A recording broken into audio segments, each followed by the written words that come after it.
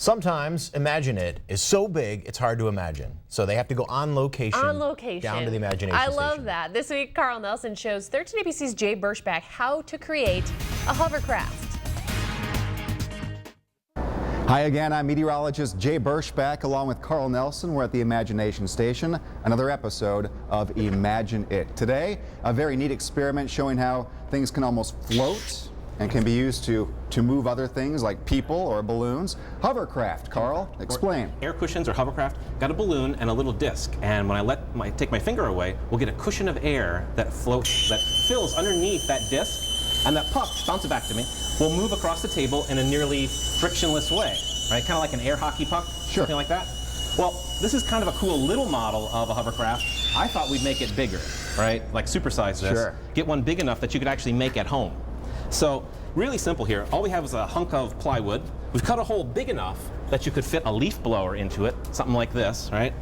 Put the leaf blower in, we get lots of air volume there. And on the other side, this is just like a painting tarp, an old graphic we had. Secure the center with some sort of plastic coffee lid, for instance. And what will happen is when the air comes from the other side, it'll inflate this, sort of like half a donut. All right, the air is going to come up these big holes, and we'll trap a cushion of air on the inside that should provide a frictionless platform where you can scoot around in our atrium here. Wonderful. Now, it would not be cool, though, if we stopped there, right? Because the next thing we want to do is we want to give you a sort of a propulsion system of sorts. And for that, we've got a big cylinder of carbon dioxide gas, which you're going to fire off. All right? I love I'm going to it. see if you can get you scooting across our floor at some appreciable velocity. Sure. You ready to All try? right, let's give it a try. Let's go give it a try. All right.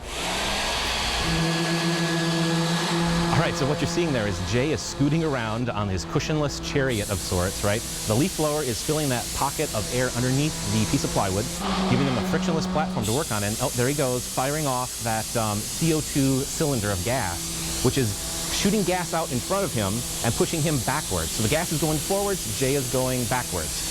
A perfect example of Newton's third law. For every action, there's an equal and opposite reaction. He's ejecting a huge quantity of gas at a very high velocity, and you can see he's moving, well, kind of slowly, but he is moving for certain. And the longer he's pressing that down, the faster he's going to move.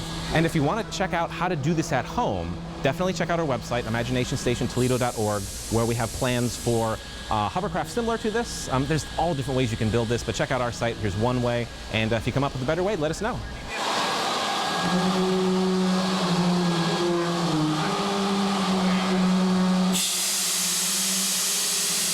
Wow, Carl, that was so cool. Was that for me not to neat? float across the floor and actually push myself. I mean, I could see myself going to work every day on a hovercraft. I think so. I think you were a little startled there, though, when that gas first came out, because it has a pretty appreciable kick coming out of that hose. You got to be careful to hold on to it tight. But a great example of, for every action, there's an equal and opposite reaction. Okay. Newton's third law, right?